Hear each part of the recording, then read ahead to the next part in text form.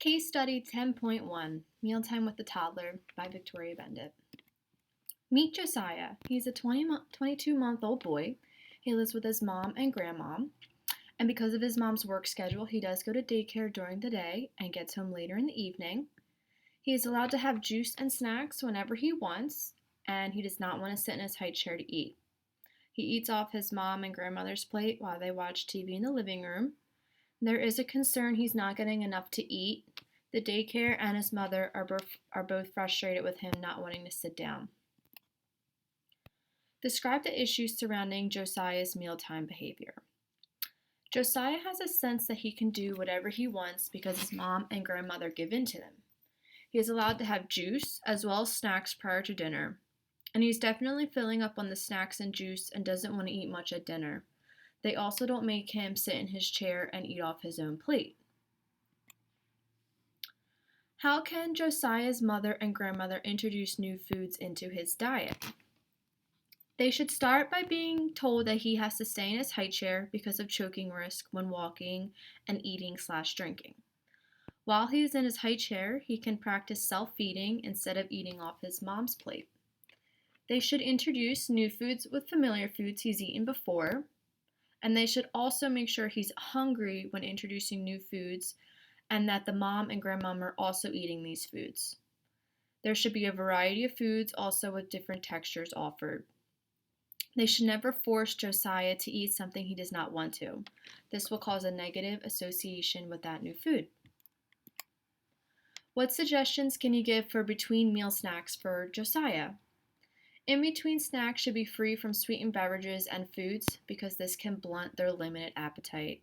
Instead, he should be given small pieces of fruit, whole grain pita with some hummus, yogurt, whole grain waffle cut into small pieces, small piece of low-fat cheese, or some milk.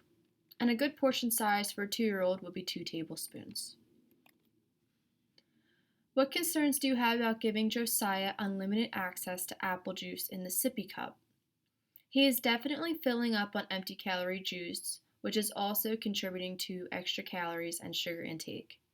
He refuses to eat nutrient-dense food because he's full off his juice. Another concern is that a primary cause of dental decay is the everyday use of a sippy cup with milk or fruit juice. They should start limiting his juice intake and instead give him water to prevent cavities in the future. How can healthy eating behaviors be developed in Josiah? A good start would be to keep him in his high chair at all times while eating to reduce the risk of choking. His eating and snacking between meals should be very limited to leave room for dinner and new foods to try. He should be practicing self-feeding, which is an important stage of development. Cookies and other sweetened snacks should be only eaten for dessert and not every night of the week. And also make sure he's hungry when it's time for lunch and dinner. He will be more responsive to trying new foods. Should Josiah be encouraged to eat all the food on his plate before he is allowed to get down from his booster chair and play? Why or why not? Battles over food intake should be avoided. Parents should know correct serving size. A rule of thumb is 1 tablespoon per age.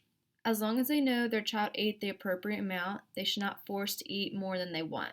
This can lead to overeating as they grow older. Mealtime is an opportunity to model healthy eating behaviors. And toddlers do have a decreased appetite due to slowing of their growth, so it is part of normal development for a toddler to be distracted at mealtime.